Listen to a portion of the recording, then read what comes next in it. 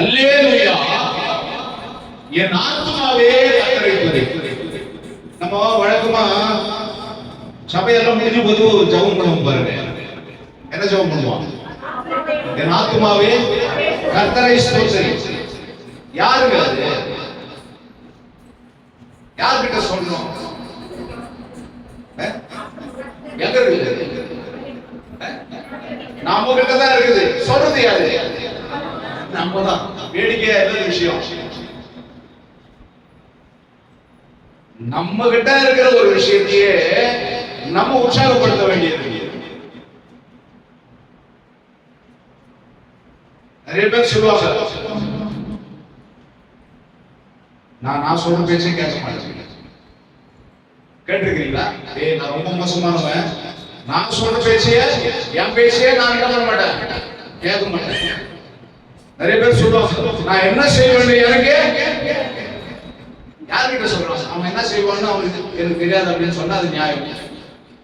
இப்ப நம்ம எங்க வீட்டுக்காரங்க என்ன செய்வாங்கன்னு எனக்கு தெரியாதுன்னு சொன்னா நியாயம். நம்ம என்ன சொல்லிட்டு இருக்கிறோம்? நான் என்ன செய்வேன்னு எனக்கே தெரியாது, மரியாதை போயிடு அப்படின்னு சொல்றேன் இல்லையா? அப்போ நமக்குள்ள வேற ஒரு விஷயம் இருக்குது, நம்ம கட்டுப்படுத்த முடியாத ஒரு விஷயம் இருக்குது, நம்ம சரி பண்ண வேண்டிய ஒரு விஷயம் இருக்கு, நம்ம அடக்கி ஆள வேண்டிய ஒரு விஷயம் இருக்கு, நம்ம தூண்டி விட வேண்டிய ஒரு விஷயம் இருக்கு. அதுதான் என்னது? அதுதான் என்னது? ஆத்மா. இந்த ஆத்மாவை தான் நம்ம என்ன பண்றோம்? தூண்டி விடுறோம். ஆத்மாவே, ஆத்மா யாருடையது? கடவுளுடையது. இந்த ஆத்மா ரெண்டு பக்கமும் வேலை செய்யும். ஆத்மா எப்படி வேலை செய்யும்?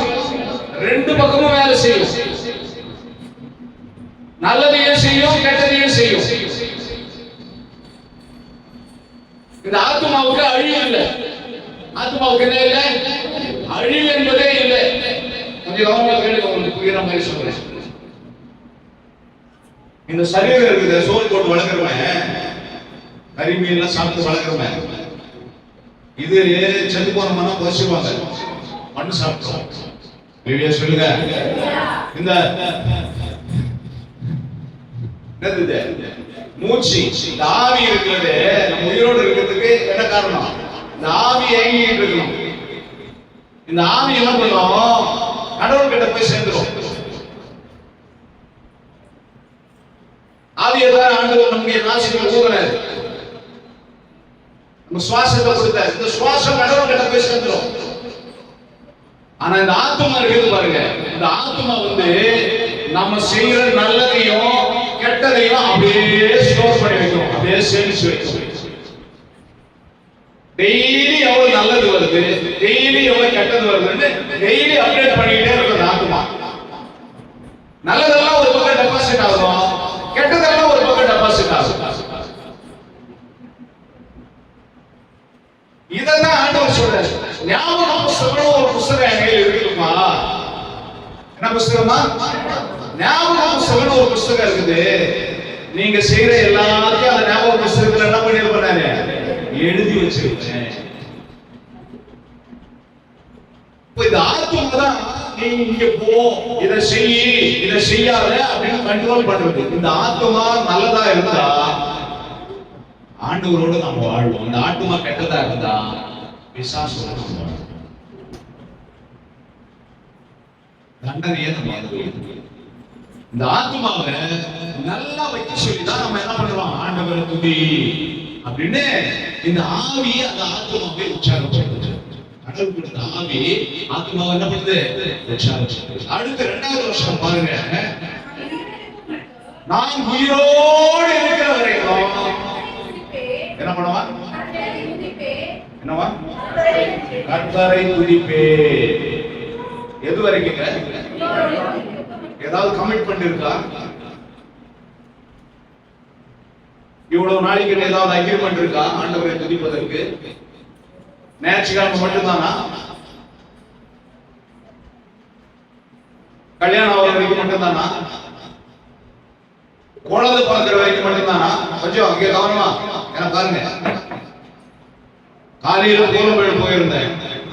ஜபா ஆராதனையெல்லாம் முடிச்சுட்டு வெளியே வரும்போது ஒரு 22, 23 வயசு வாலிப தம்பிய சட்டையை கழட்டி வச்சுட்டு மொட்டையை அடிச்சுட்டு அப்படியே வெறும் டவலோட கட்டி உட்கார வச்சிருக்கிறாங்க. அவருக்கு ஜாப் பண்ணலாம்னு கூப்பிட்டாங்க. என்ன தம்பி அப்படின்னா கிட்டத்தட்ட 1.5 வருஷத்துக்கு மேல அவரு உட்கார்ந்த நிலையிலேயே நடக்க முடியாத சூழ்நிலையில கீழே விழுந்து ஆக்சிடென்ட் ஆயிட்டு நடுமுதுகு எலும்பு உடைச்சி கட்டப்பட்டிருக்கிறார்.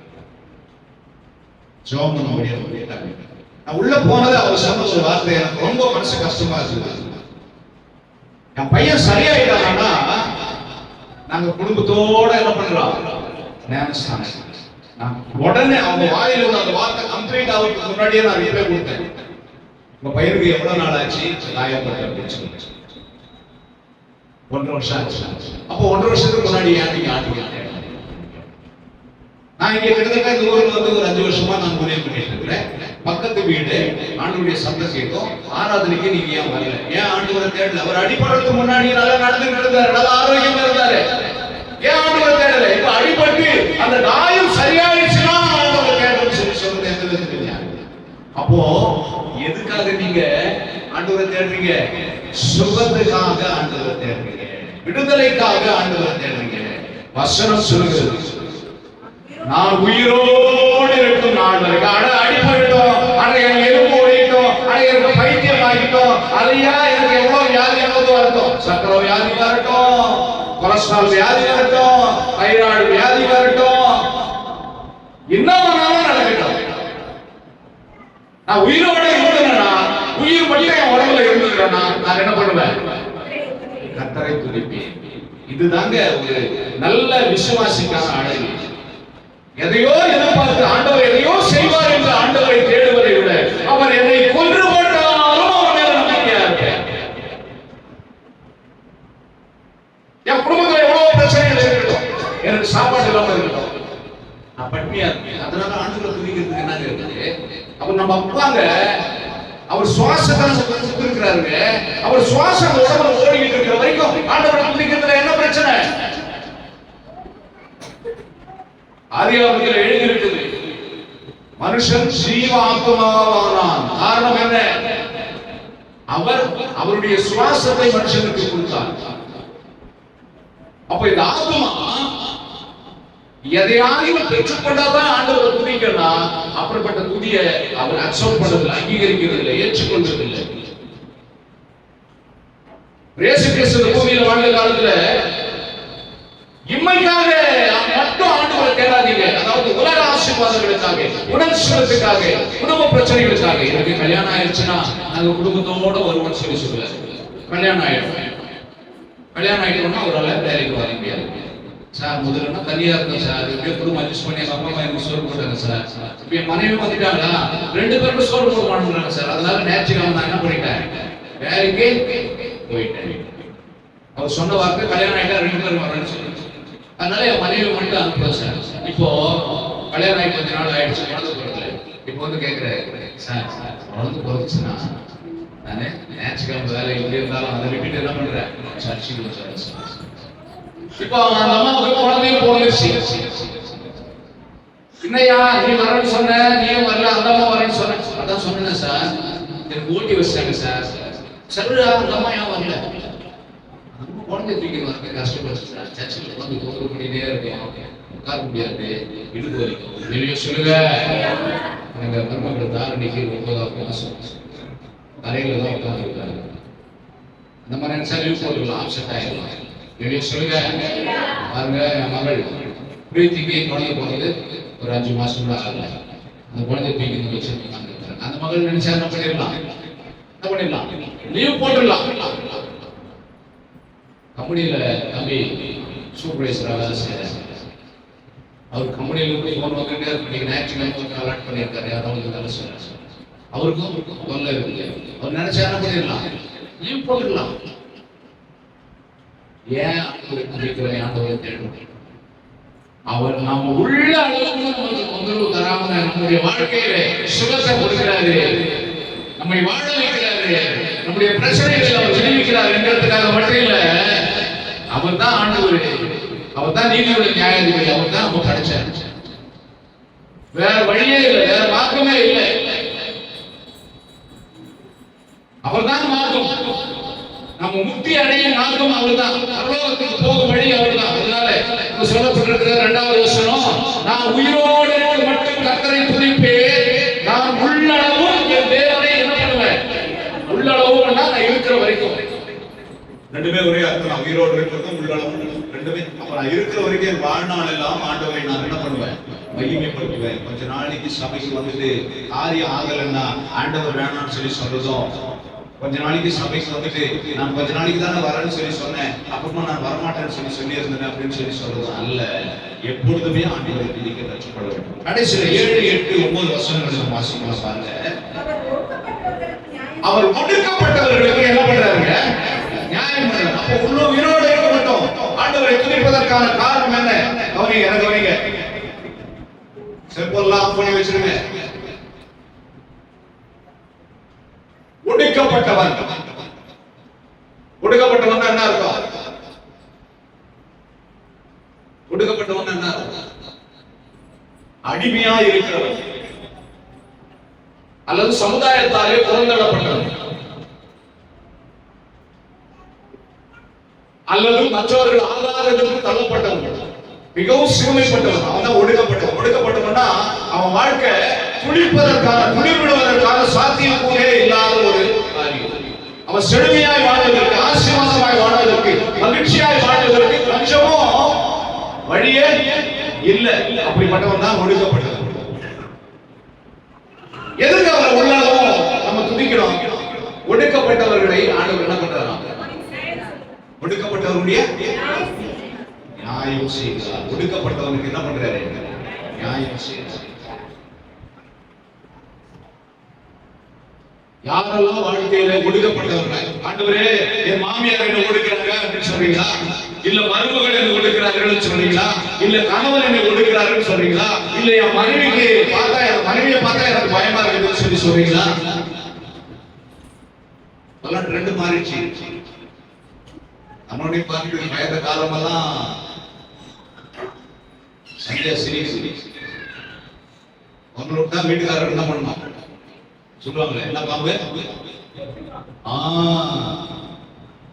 பெட்டி பாம்பா அடங்கி வடிக்கிறதா விரும்புறாங்க. நம்ம நல்லா மேக்கப் பண்ணிக்கிட்டு ஒரு 10 அடி முன்னாடி போயிட்டு இருப்பாங்க. அவர் 2 குழந்தைகளை எழுத்து ஒரு மேலோட மாடி பின்னாடி நடக்க முடியாம நடப்பாங்க. வாயா செய்யலாம். சொல்லுங்க கணவனாலே ஒடுக்கப்பட்ட மனைவி இருந்ததுன்னா அந்த காலம். மனைவியால் ஒடுக்கப்பட்ட கணவர்கள் இருக்கிறார்கள். மாமியாராலே ஒடுக்கப்பட்ட மருமகள் இருந்தது அந்த காலம். இப்போ மாமியாரை பார்த்து மருமகள் பயப்படுவதில்லை. மருமகளை பார்த்துதான் என்ன சொல்லிடுவாளோ, சோறு போடுவாளோ, தண்ணி ஊற்றுவாளோ, பயந்து வாழ வேண்டியது. சொல்லுங்க, எஜமானாலே ஒடுக்கப்படுகிறீர்களா? வேலை செய்கிற இடங்களில உங்கள் குடும்பத்தாராலே நீங்கள் ஒடுக்கப்படுகிறீர்களா? கர்த்தருடைய வார்த்தை சொல்லுகிறது, ஒடுக்கப்பட்டவர்களுக்கு கர்த்தர் என்ன பண்றாரு? நியாயம் செய்வார். உங்களை யார் ஒடுக்கிறாங்க? உங்களை யார் விரோதிக்கிறாங்க? உங்களை யார் அவமதிக்கிறாங்க? உங்களை யார் நட்டக்காரர்கள் நினைக்கிறாங்க? உங்களுக்கு கர்த்தர் நியாயம் செய்வார் என்கிற வாக்குத்தத்தத்தை அடுத்து வாசிக்கிறோம். யாருக்கு ஆறுதல் அளிக்கிறார் பாருங்க. யாருக்கு? பசியா இருக்கிறவர்களுக்கு ஆதாரம் கொடுக்கிறார். அழகு பிள்ளை என்ன பண்ணும்? பால் குடிக்கும். பசியா இருக்கிறவர்கள் கூப்பிடுகிற காக்கை குஞ்சுகளுக்கும் ஆகாரம் கொடுக்கிற தேவன் நம்முடைய தேவன். ஆகாரம் இல்லாம, அப்பம் இல்லாம இஸ்ரவேல் ஜனங்கள் வனாந்திரத்துல பசியா இருந்தார்கள். சாப்பிடுறதுக்கு சாப்பாடே இல்லை. கொஞ்சோண்டு மாவை வச்சுக்கிட்டு சாப்பிட்டு செத்து போலாம் அப்படின்னு நினைச்சுக்கிட்டு இருக்குது அந்த ஆயா. நம்ம விதவை என்று எழுதப்பட்டிருக்கிறதுனால ஆயா சொல்றேன். இல்ல ஒரு இளம் விதவையா கூட இருந்திருக்கலாம். அந்த அம்மாவுக்கு ஒரு மகன் இருந்தான். அவங்களுக்கு வருமானமே இல்லை. தேசத்துல பஞ்சம் இருக்குது. சொல்லுங்க, தேசத்துல பஞ்சம் இருக்குது. விளைநிலங்கள் எல்லாம் காணா போச்சு. விளையில விவசாயமே இல்லை. குடிக்கிறதுக்கு தண்ணியே கிடையாது. பாருங்க, ஆற்று தண்ணியை குடிச்சிட்டு கேரி தாட்சி நண்டையில இருந்தார் தீர்க்கதரிசி. ஆண்டவர் சொல்றார், நீ என்ன பண்ண, எழுந்து பக்கத்துல இருக்கிற ஊருக்கு போ, அங்க ஒண்ணு நான் போஷிப்பேன் அப்படின்னு சொல்லி சொல்றாரு. ஆற்று தண்ணியை பத்தி போச்சு. அவ்வளவு ஒரு கொடுமையான பஞ்சம். விதவை எவ்வளவு வச்சிருக்கிறாங்க மாவு, கொஞ்சோண்டு மாவு வச்சிருக்கிறாங்க, ஒரு கைப்பிடி மாவு வச்சிருக்கிறாங்க.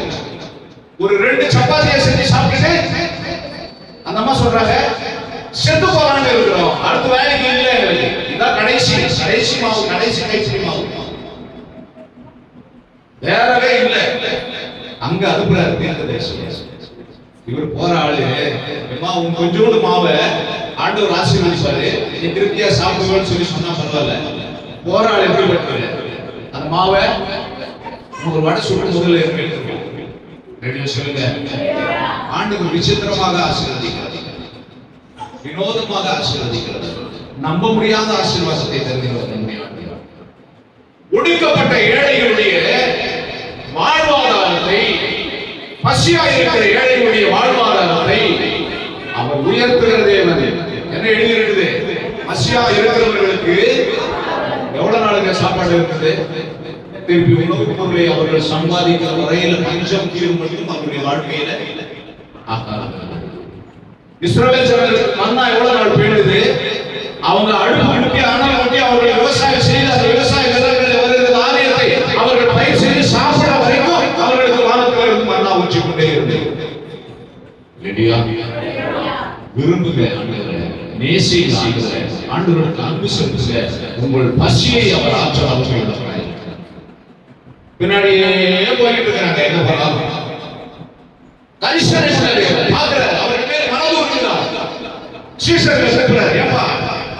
நம்ம பாட்டுக்கு நம்ம வேலையை செஞ்சுட்டு இருந்தோம். அந்த ஜனங்களுக்கு யார் சாப்பாடு கொடுக்குறது, ஜனங்களுக்கு என்ன பண்ணுங்க, சாப்பாடு கொடுங்க. அதுல ஒருத்தன் சொல்றான், ஆண்டவரே எவ்வளவு 300 பணத்துக்கு வாங்கினா கூட இவங்களுக்கு நம்ம என்ன பண்ண முடியாது, சோறு போக முடியாது. என்ன சொல்றாரு, உங்க கையில் இருக்கிறதையே கொண்டு ஆசீர்வதிச்சு தரேன், அதையே நீங்க சொல்லுங்க. அப்ப எங்கெல்லாம் பசியோடு ஜனங்கள் கதறுகிறார்களோ, எங்கெல்லாம் ஒடுக்கப்பட்டு ஜனங்கள் கதறுகிறார்களோ, அவர்களை கர்த்தர் போஷிக்கிறார், அவர்களை காப்பாற்றுகிறார், அவர்களை விடுவிக்கிறார். அடுத்து வாசிக்கிறோம், கட்டுண்டு இருக்கிறவர்களை கர்த்தர் விடுதலை ஆகிறார். இல்லையா சொல்லுங்க, கட்டுண்டு இருக்கிறவர்களை ஆண்டவரே, என் மகன் கொடிய வேதனைப்படுறான், சில நேரம் தீயில விழுறான், சில நேரம் தண்ணீர்ல விழுறான், விடுதலை ஆக்க முடியல. வேத கல்லறைகளில் கட்டப்படுத்த ஒரு வாரி சுடுகாட்டுல கட்டி வச்சிருக்கிறாங்க, செங்கிலி போட்டு காலில் கையில எல்லாம் செங்கிலி மாட்டி கட்டி வச்சிருக்காங்க. விடுதலை ஆகுனாரா இல்லையா சொல்லுங்க, விடுதலை ஆகுனாரா இல்லையா? தொழுவத்துல கட்டி வச்சிருக்கிறாங்க, கர்த்தர் விடுதலை ஆகுனாரா இல்லையா? யோசனை பண்ணி பாருங்க. வேதாகமத்துல மட்டுமா நாம் பார்க்கிறோம், நம்முடைய வாழ்க்கையிலேயே நம்முடைய எத்தனையோ பிரச்சனைகளை கடக்க கர்த்தர் உதவி செய்கிறார். கட்டப்பட்டவருடைய வாழ்க்கையை, கட்டுண்டிருக்கிற நம்முடைய வாழ்க்கையை, அடுத்த வேலை, அடுத்த நாள், அடுத்த யோசனை, அடுத்த கட்டம் என்னென்ன செய்ய முடிவே வராது. இதான் கடைசி முடிவு பண்ணிடுவாங்க, குடும்பத்தோட ஏதாவது பண்ணி செத்துக்கலாம் அப்படின்னு சொல்லி முடிவு பண்ணிடுவாங்க.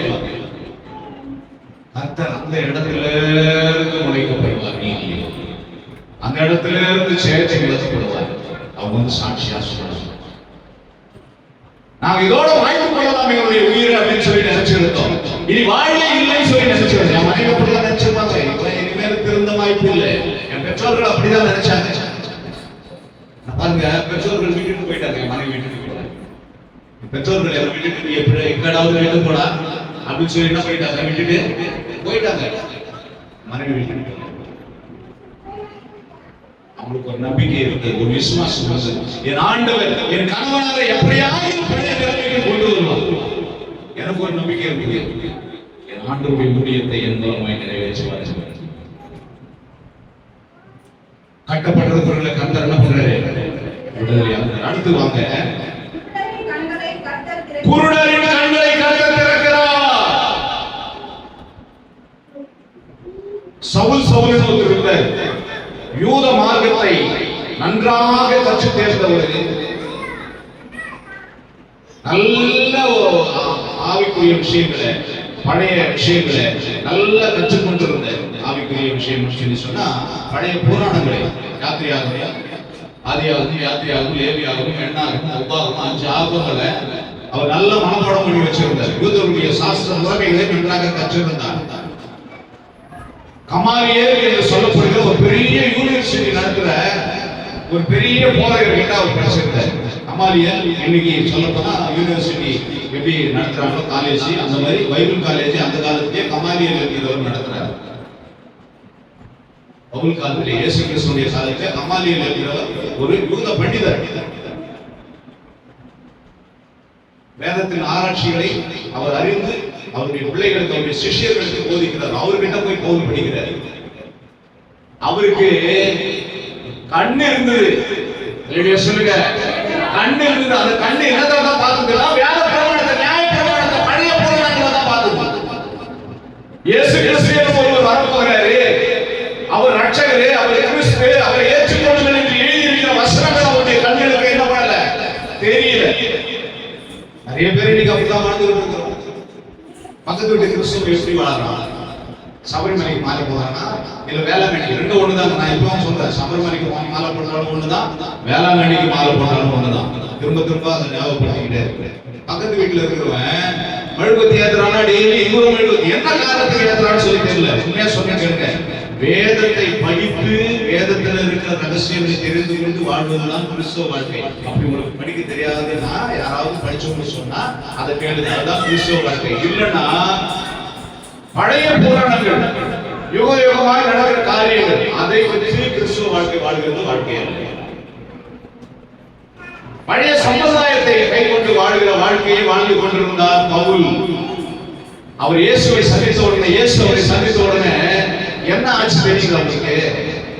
கண்ணுல இருந்து மீன் செதில்கள் போன்ற செதில்கள் கொட்டினது. அதிக பிரகாசத்தை அவருடைய கண்கள் கண்டது. அப்பதான் அவர் குருடாக்கப்படுகிறார். 3 நாள் அவர் என்ன பண்றாரு? பார்வை இல்லாமல் இருக்கிறார். இந்த 3 நாள் கழிச்சு அவருக்கு பார்வை வருது. அந்த பார்வை இயேசுவை அறிகிற அறிவை கொடுக்கிற பார்வையாக இருக்கிறது. அது வரைக்கும் பழைய பிரமாணங்களை பின்பற்றுகிற பார்வையில் இருந்தவர் தன் கண்கள் தெளிவாக்கப்பட்ட பிற்பாடு, இயேசுவாலே தன்னுடைய கண்கள் திறக்கப்பட்ட பிற்பாடு, இயேசு கிறிஸ்துவை, புதிய சத்தியத்தை, புதிய மார்க்கத்தை, ஆண்டவர் தான் ரட்சகர் என்பதை அறிவிக்கும் போது விசேஷித்த போதகராக மாறினார். எழுதப்பட்டிருக்கிறது, குருடருடைய கண்களை கர்த்தர் என்ன பண்றார்? திறக்கிறார். போறாரு ஆண்டவர். ரோட் ஷோ போறாரு. நீங்க பாக்குறல ரோட் ஷோ எலெக்ஷன் டைம்ல ஊர்வலம் போறாங்க, பேரணிகள் போறாங்க, அரசியல் கட்சி தலைவர்கள். நம்ம ஆண்டவர் அப்பவே ரோட் ஷோ போறாரு. சொல்லுங்க, சொல்லுங்க. ஆண்டவர் அப்பவே ரோட் ஷோ போனார். பவனி ஆண்டவர் ஊழியத்துக்கு போகும்போது, தெருவில் போகும்போது திரளான ஜனங்கள் பற்றி வந்தாங்க. அப்படி ஒரு ரோட் ஷோ போகும்போது, ரோட் ஷோன்னா அவர் ஷோ காட்டுறது போல ஜனங்களுக்கு விடுதலை கொடுக்கும்படியாக, சத்தியத்தை பிரசங்கிக்கும்படியாக போறார். தெருவில் வீதிகள்ல எத்தவங்க எல்லாம் வந்து சுத்தமாக. அப்போ ஒரு குருடருக்கு கண்ணு தெரியல. கேக்குறான் பக்கத்துல இருக்கிற ஆளுகிட்ட, யார் போறது, என்ன ஜனக்கூட்ட சத்தம் கேக்குது அப்படின்னு கேக்குறான். ஜனங்கள் சொல்றாங்க, தாவீதின் குமாரன் இயேசு கிறிஸ்து வழியா போறாரு. வெளியே சொல்லுங்க. 2 நாளா கேள்விப்படுறான். ஆனா அவர் பார்க்க முடியல. இவனை கொண்டு போய் விடுறதுக்கு ஆள் இல்லை. ஆனால் இது ஒரு சரியான வாய்ப்பாய் அமைகிறது. ஆண்டவருடைய சத்தத்தை கேட்கிறான். அவர் அநேக ஜனங்கள் மத்தியில ஜனங்களுக்கு சுகத்தை கொடுத்து கொண்டு தேவனுடைய வார்த்தை பேசிக்கொண்டு போகும்போது இவன் சொல்றான், தாவீதின் குமாரனே. கண்ணு தெரியாது, நம்புறான். அவர் தொட்டா நம்ம சுகமாக முடியும், அவர் நம்ம தொட்டா சுகமாக முடியும், அவரின் கண்களை தொட்டா சுகமாக முடியும், ஒரு வார்த்தை சொன்னா சுகமாக முடியும். நம்புறான். எனக்கு இரண்டும் ஐயா. கர்த்தருடைய செவிகளில் அந்த வார்த்தை இருந்தது. என்ன சொல்லுங்க, இன்னைக்கு குருடர்களாக கட்டப்பட்டிருக்கிறவர்களாக நாம் இருக்கிறோம், ஒடுக்கப்பட்டவர்களாக நாம் இருக்கிறோம், அப்பத்துக்கும் ஆகாரத்துக்கும் இறந்து திரிகிறவர்களாக நாம் இருக்கிறோம். ஆண்டவரை நோக்கி நாம் அழைக்கிற சத்தத்தை நிச்சயமாக தேவன் கேட்பார். அப்படியே நிற்கிற என்னை யாரும் இருந்தது, என்னப்பா ஆண்டவரே, என் கண்களை திறந்தது. பார்வை அடைகிறோம். கேட்கிறேன், நான் என்ன பண்ணணும்? பார்வை அடைகிறேன். இன்னைக்கு வேதத்தை பாராதபடிக்கு அநேகருடைய கண்கள் குருட்டாட்டம் பிடித்து விடுகிறது. மணிக்கணக்கில் செல்போன் பார்ப்பாங்க, மணிக்கணக்கில் டிவி பார்ப்பாங்க, மணிக்கணக்கில் காட்சிகளை பார்ப்பாங்க, மணிக்கணக்கில் உலகத்தை பார்ப்பாங்க. வேதத்தில் இருக்கிற அதிசயங்களை பார்க்க குருடாக்கப்பட்ட கண்களை கற்றுக்கிறார். மாம்சத்துல பலவீனமாக இருக்கிற கண்களை இயேசு கிறிஸ்து திறந்தார் என்று நாம் வாசிக்கிறோம். ஆவிக்குரிய கண்களையும் திறந்திருக்கிறார். கண்கள் கட்டப்பட்டிருந்தா ஆண்டவரிடம் கேளுங்க, ஆண்டவரே இந்த வேதத்தில் இருக்கிற அதிசயங்களை பார்க்க முடியும், கண்களை திறந்தவர்கள் சொல்லி கேளுங்க. கர்த்தர் உங்களுடைய கண்களை திறந்தார். அடுத்து வாசிக்கிறோம், மடங்கடிக்கப்பட்டவர்களை கர்த்தர் தூக்கி விடுகிறார். ஓடிக்கிட்டே இருக்கிறான். ஓடுறவன டக்குன்னு ஒரு கல்லை போட்டு இல்ல ஒரு காலை போட்டு ஒரு குச்சியை போட்டு தடுத்து அவன் என்ன பண்ணிடுவான்? அப்படியே என்ன பண்ணிடுவான்? முன்னாடி விழுந்துருவான். வேகமா நடக்கிறவனுக்கு ஏதாவது ஒரு தடைகளை பிசாசு கொண்டு வருது. சுமூகமா போற குடும்பத்துக்கு ஏதாவது ஒரு தடையை, ஒரு கொக்கியை போட்டு, ஏதாவது ஒரு தூண்டில போட்டு, ஏதாவது ஒரு கண்ணிய வரவழைச்சு அந்த குடும்பங்கள் ஆசீர்வாதமாக வாழக்கூடாதபடி, அவர்களுடைய ஓட்டம் தொடர்ந்து நடைபெற முடியாதபடி, ஓட முடியாதபடி, அவர்கள் தொடர்ந்து தேவனோடு கூட நடக்க முடியாதபடி, பயணிக்க முடியாதபடி தடைகளை உண்டு பண்ணுகிறான். அவர்கள் தான் மடங்கடிக்கப்பட்டவர்கள். கர்த்தரோடு ஓடுகிற ஓட்டம் நின்று போனதா? விசுவாசம் ஓட்டம் குறைந்து போனதா? வாழ்க்கையில நீ எதையாவது சாதிக்கலாம் என்று சொல்லி எடுத்த முயற்சிகள் தடைபட்டு இருக்கிறதா? நீதான் மடங்கடிக்கப்பட்டவர்கள். சொல்லுங்க, நீதான் மடங்கடிக்கப்பட்டவர்கள். மடங்கடிக்கப்பட்டவர்கள் கர்த்தர் என்ன பண்றாரு? என்ன பண்றாரு? சொல்லுங்க, தூக்கி விடுகிறார். குழியில விடுகிறவர்களை கர்த்தர் தூக்கி விடுகிறார். கடலிலே விடுகிறவர்களை கர்த்தர் தூக்கி விடுகிறார். வாழ்க்கையில சமுதாயத்திலே இழந்து போனவர்களை கர்த்தர் மீண்டும் சேர்த்துக் கொள்கிறார், தூக்கி விடுகிறார். விசுவாசிங்க, கர்த்தரால கூடாத காரியம் எதுவுமே இல்லை. இன்னைக்கு நீங்க மடங்கடிக்கப்பட்டிருக்கிறீங்களா? மற்றவர்களால வாழ்க்கை மடங்கடிக்கப்பட்டிருக்கிறதா? தோல்வியை தொடர்ந்து தழுவி கொண்டிருக்கிறீங்களா? நீங்கள் வெற்றியை காண முடியாதபடி தடைகள் உங்கள் வாழ்க்கையில் உருவாகி கொண்டிருக்கிறதா? கர்த்தருடைய வார்த்தை சொல்கிறது, உங்களை அவன் என்ன பண்ற தேவன்? தள்ளி விடுகிற தேவன் அல்ல.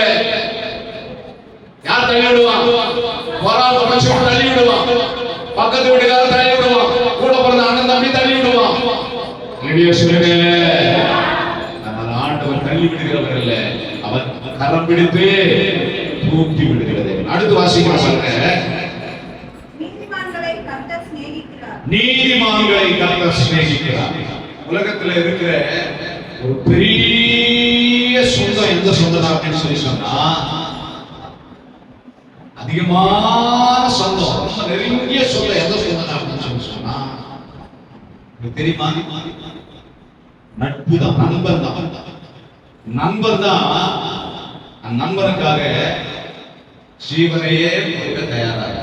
மனைவி சொந்தத்தை விட, கணவன் சொந்தத்தை விட, பிள்ளை சொந்தத்தை விட, பெற்றோர் சொந்தத்தை விட, அண்ணன் தம்பி சொந்தத்தை விட உண்மையான நண்பன் ஒருவன் கிடைச்சான் அப்படின்னு சொல்லி சொன்னா அந்த நண்பன் எல்லாவற்றையும் செய்யும். ஆண்டவர் என்ன சொல்றாரு சொல்ல தெரியுமா? நம்ம எல்லோரும் நண்பர்கள் அப்படின்னு சொல்லி சொல்றாரு. வார்த்தை எவ்வளவு ஒரு உயர்வீழ்ச்சி உள்ள ஒரு வார்த்தை. யார் சொல்ல முடியாத வார்த்தையை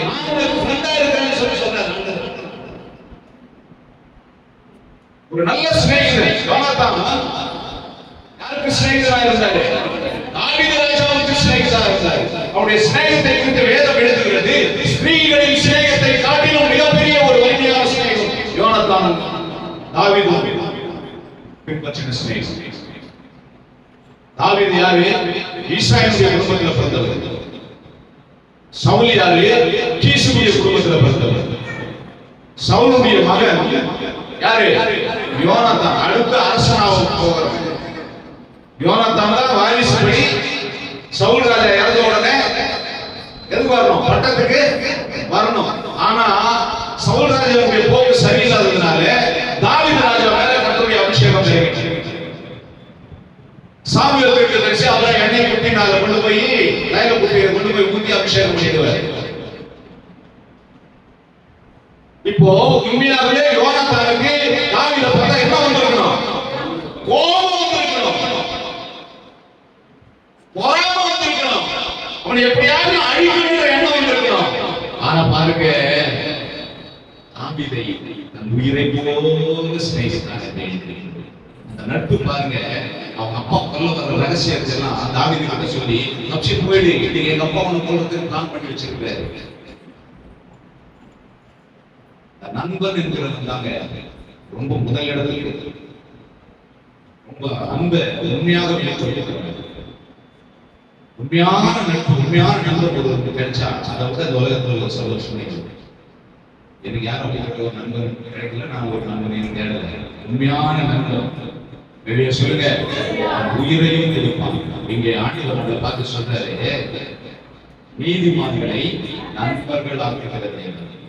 நாம் பரிசுத்தமாய் கர்த்தருக்கு பிரியமாய் வாழ்ந்தால் ஆண்டவர் நமக்கு நண்பனாகி விடுவார். அவர் நண்பனா இருக்கும்போது அவர் எல்லாத்தையும் செய்வாருங்க.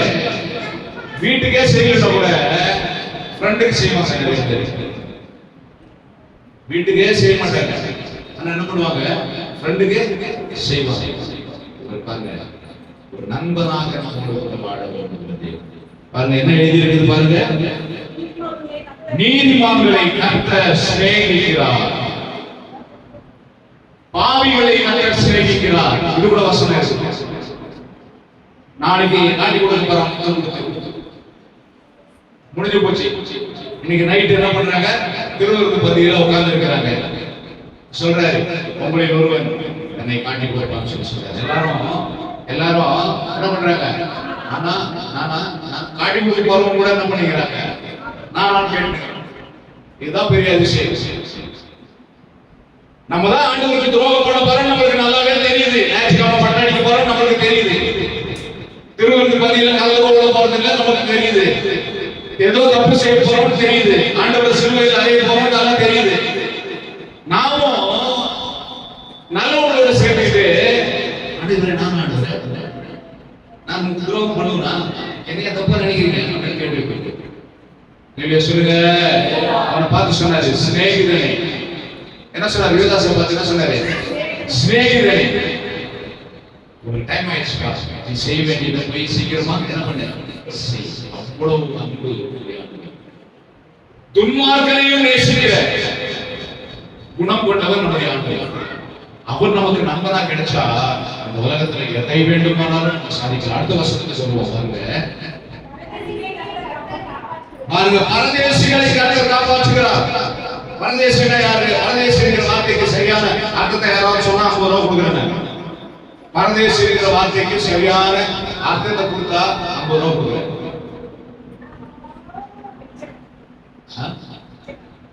சொல்லலாம். பரதேசினா யாரா?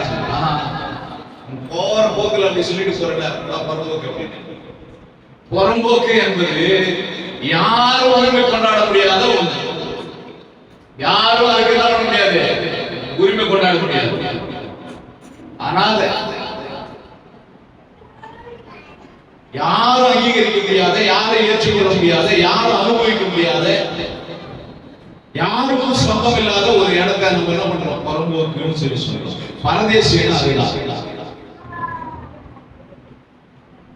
பவுல் எழுதுற, உலகத்துல நம்ம எல்லோரும் பரதேசிகள், உலகத்துல பரதேசிகளா சொல்லிருக்கிறோம். இந்த உலகத்துல நமக்கு நிரந்தரமான இடம் இல்ல. வெளியே சொல்லுங்க, 11 மணிக்கு முடிக்கிறேன்னு 10 மணி காலம் ஆயிடுச்சு.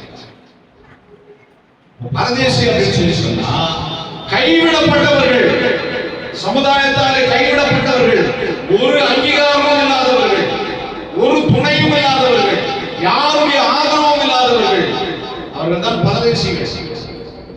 வழிபோக்கனை போல இருக்கிறவர்கள். ஒரு நாளைக்கு இங்க இருப்பான், இந்த மாடு எல்லாம் கும்பலம் பண்ணி வந்து அப்படியே வயல்களை தங்குவாங்க பாருங்க. ஒரு வாரம் இருப்பாங்க, அடுத்தது என்ன பண்ணுவாங்க, வேற இடத்துக்கு மறுபடியும் போயிட்டே இருப்பாங்க. முன்னாடி எல்லாம் நரிக்குறவர்கள் அப்படி இருந்தாங்க, வந்து அப்படியே கும்பல ஒரு இடத்துல தங்குவாங்க, அடுத்த நாள் அப்படியே காக்கா குருவியை குடிச்சு சாப்பிட்டு போயிடுவாங்க. இப்போ நரிக்குறவர்களுக்கு பெரிய பெரிய மாளிகைகள் எல்லாம் இருக்கு, நல்ல படிச்சு நல்ல முன்னேறிட்டாங்க. பரதேசி அப்படின்னு சொல்லி சொன்னா நிரந்தரமற்றவர்கள், யாருடைய ஆதரவும் இல்லாதவர்கள், தவிக்கிற ஜனங்கள், பரதேசிகளை கர்த்தர் என்ன பண்றாங்க, அல்லேலூயா சொல்லுங்க, அவர் காப்பாற்றுகிறேன் வாங்கி கொடுக்கிறார். நீங்க பரதேசியா இருக்கீங்க அப்படின்னு சொல்லி கவலைப்படுறீங்களா? ஆண்டவரே எனக்கு யாருமே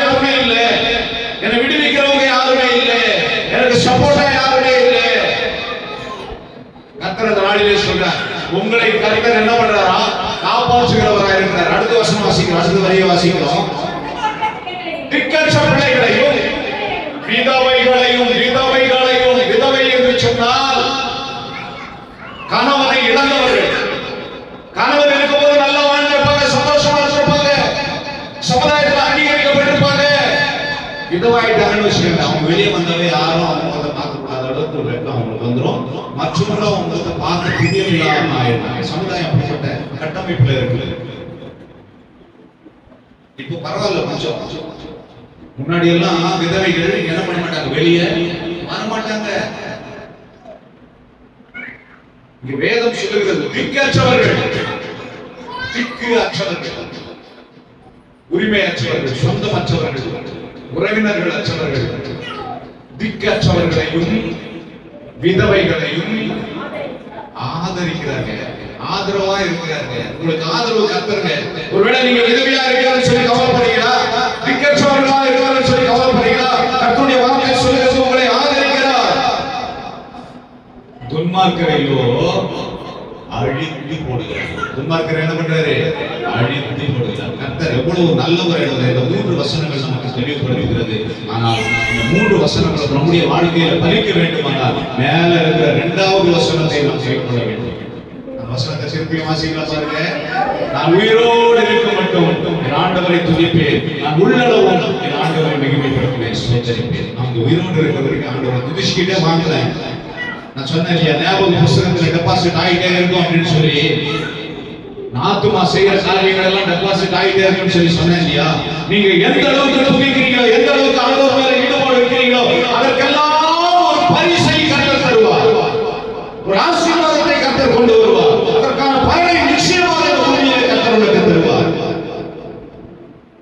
துதிக்கிறதுல ஒரே வைக்காதீங்க, அவரை மகிமைப்படுத்துறதுல ஒரே வைக்காதீங்க. நீங்க செய்ய வேண்டியதை சரியாக செஞ்சுக்கிட்டு வாங்க. அவர் செய்ய வேண்டியதை சரியாக நேரமாக உங்களை ஆசீர்வதிப்பாராக. கண்களை மூடி ஜெபிக்கலாம்.